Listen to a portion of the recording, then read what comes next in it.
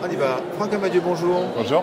Alors donc, vous sortez d'une conférence sur un sujet qui n'est pas à la mode, mais en fait qui est quand même tendance, parce qu'on parle d'enseignement adaptatif, le numérique, est-ce que donnera les moyens justement de s'adapter et comme tout chercheur qui se respecte, vous posez des questions et vous posez des interrogations sur le sujet. Alors comment on démarre sur ça? Comment on démarre sur le numérique adaptatif? Alors le numérique adaptatif, déjà de quoi on parle? Là on parle de systèmes qui arriveraient à interpréter les comportements de l'élève, à évaluer à partir de ses réponses, par exemple son niveau, son besoin pour l'apprentissage. Et donc en lien avec ce diagnostic que ferait le système pourrait proposer des activités d'apprentissage, des contenus, des conseils, des orientations qui feraient que l'apprenant serait dans un système plus adapté à son besoin. Et donc, il apprendrait mieux. Voilà, ça c'est un peu l'idée des tuteurs intelligents, hein, on appelle ça aussi comme ça depuis quelques décennies. La question était de savoir donc si ces tuteurs, finalement, et si le numérique de manière plus générale est adapté aux besoins différents des apprenants.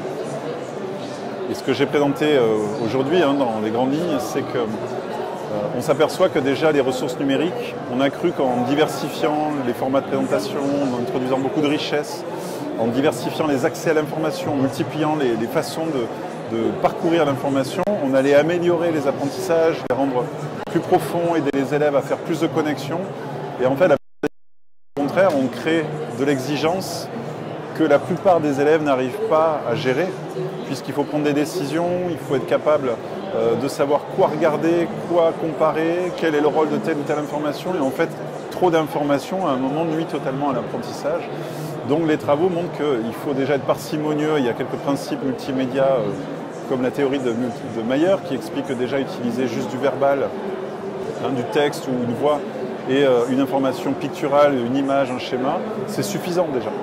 Et c'est très bien, et ça demande déjà des compétences pour pouvoir intégrer les deux. Mettre plus d'informations, ça peut être délétère pour l'apprentissage, et laisser trop de liberté aussi pour les apprenants peut être délétère. Donc ce qui se passe, c'est que finalement, la mise en place de guidage, c'est-à-dire des ressources qui proposent un accompagnement, qui guide l'apprenant dans la façon dont il va sélectionner l'information. Par exemple, en pointant les informations importantes au moment T de son apprentissage. L'aider à mieux se représenter la structure des contenus qu'il est en train d'étudier. On peut l'aider aussi en lui proposant des stratégies. Des stratégies pour attaquer de manière plus efficace les contenus, les documents, les ressources qu'on lui propose. C'est-à-dire que si on le laisse trop libre, on s'aperçoit qu'il y a énormément de variabilité entre les apprenants. Certains vont arriver à mettre en place les bonnes stratégies parce qu'ils ont déjà des compétences au départ, et d'autres ne vont pas arriver à mettre en place les bonnes stratégies. Donc déjà, on s'aperçoit que les guider sur les bonnes stratégies, c'est plutôt bénéfique pour l'apprentissage. Donc pour moi, la première conclusion, c'est déjà de concevoir des ressources numériques qui réduisent cette disparité entre les apprenants et qui permet de les guider, de les accompagner vers un meilleur apprentissage. Ensuite, l'aspect plus adaptatif qui va être évolutif, par exemple pour une même personne, on s'aperçoit que dans une méta-analyse de 2014, les travaux montrent que globalement, il y a des choses qui marchent, que les tuteurs intelligents peuvent être efficaces. C'est-à-dire qu'un tuteur intelligent face à l'absence de tuteur peut améliorer effectivement les performances de l'élève. Mais ce que montre cette méta-analyse aussi, c'est que le tuteur, donc le numérique, le tuteur intelligent, n'est pas plus performant que le tuteur humain. Donc il ne passe pas devant l'enseignant. Ça, c'est un point important. C'est rassurant. Oui, c'est rassurant. Enfin, c'est encore rassurant. Et je ne pense pas que ça change. C'est-à-dire que l'enseignant, il aura toujours un rôle important, il aura même des rôles importants, puisqu'il a un rôle d'accompagnateur, mais il a un rôle social aussi auprès des élèves que n'aura jamais le tuteur intelligent. Donc l'enseignant, pour moi, il est évident qu'il ne sera jamais mis en dehors de la boucle et que l'enseignant sera toujours au centre de la formation. Après, la question est sur des activités localisées. Est-ce que le tuteur intelligent peut être finalement un outil pour l'enseignant aussi, pour accompagner les élèves et à un moment peut-être pour permettre à certains élèves de se réguler un peu seuls sur certaines activités pour pouvoir s'occuper de d'autres élèves aussi, des choses comme ça. Donc après, on peut imaginer un usage des tuteurs pour l'enseignant. Après, le problème des tuteurs, c'est ce que je présentais dans mes conclusions, des tuteurs numériques, intelligents, c'est que pour concevoir des tuteurs efficaces, il faut avoir un très bon modèle du domaine de connaissances dans lequel l'élève évolue.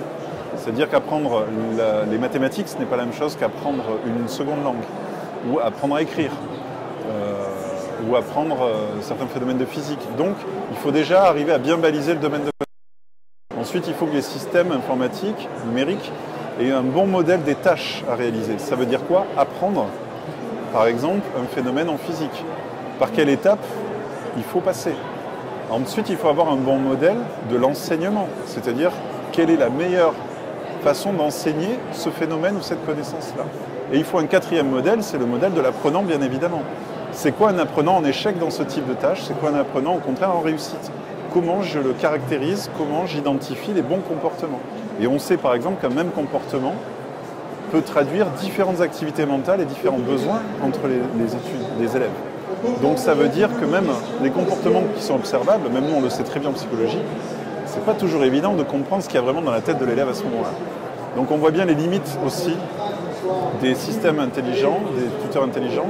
Et si on veut des tuteurs intelligents qui continuent à progresser, qui soient de plus en plus efficaces, il faut qu'ils évoluent sur ces différents modèles.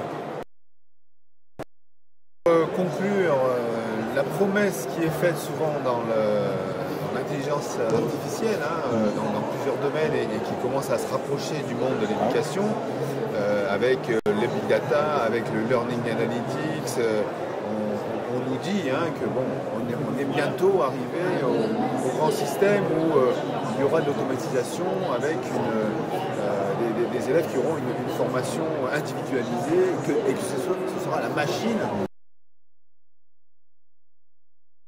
Sur la perspective à court terme de ça, c'est quoi? Oui. On fait le lien avec les attentes qui étaient très fortes avec le développement de l'intelligence artificielle dans les années 70.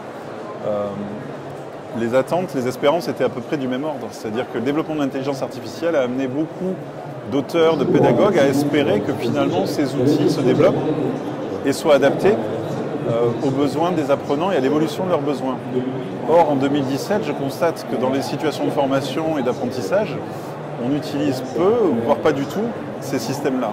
Puisqu'on a du mal encore à concevoir des systèmes qui soient très efficaces, et je dirais qu'ils soient polyvalents, qu'on peut utiliser dans différentes situations.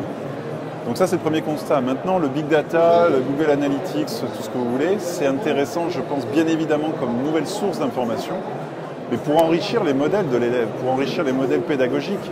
Mais ça ne va pas supplanter la pédagogie et les activités actuelles. C'est au contraire une nouvelle façon de capter de l'information, je dirais. Mais ce n'est pas un modèle qui va remplacer les autres. En tout cas, ce n'est pas mon interprétation de ma vision des choses. En gros, ça peut servir quand même la recherche, parce qu'effectivement, il y a des données, et on sait que les chercheurs, c'est tellement difficile d'avoir de la donnée en grand nombre parfois, et efficace, donc ça peut être utile. Tout à fait. Par contre, de là, on arrive vraiment à l'exploitation en classe de ces modèles futurs, on est encore loin, c'est ça? À mon avis, on en reparlera dans 100 ans. Ok. Et donc à 100 ans alors? Ça marche.